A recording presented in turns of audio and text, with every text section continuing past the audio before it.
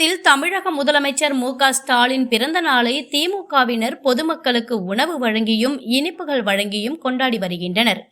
மயிலாடுதுறை மாவட்டம் குத்தாலத்தில் குத்தாலம் பேரூர் மற்றும் வடக்கு ஒன்றியம் சார்பாக குத்தாலம் கடைவீதியில் பொதுமக்களுக்கு உணவு வழங்கப்பட்டது.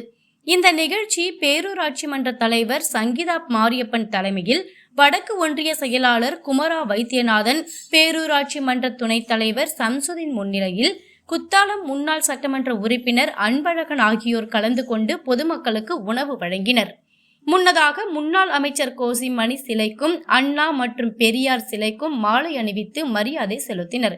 இதேபோல் குத்தாலம் கிழக்கு ஒன்றியத்தில் ஒன்றிய செயலாளர் மங்கை சங்கர் தலைமையில் திமுகவினர் ஹிந்தி மொழி திணிப்பை எதிர்த்து உறுதிமொழி எடுத்துக்கொண்டனர்.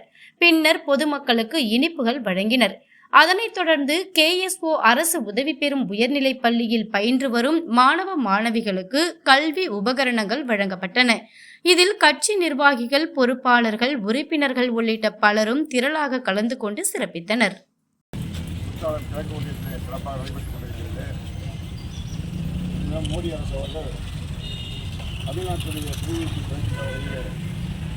நாடாளுமன்றத்தில் நம்ம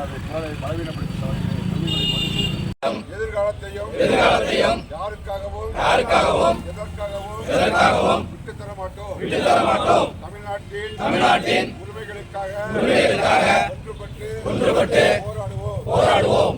தமிழ்நாடு வெல்லும்.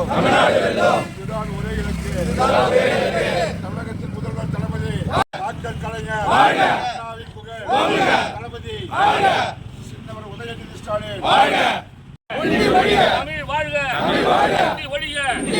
மும்மொழி கொள்கையின் எதிர்ப்பு நாயகன் தளபதியா, மும்மொழி கொள்கை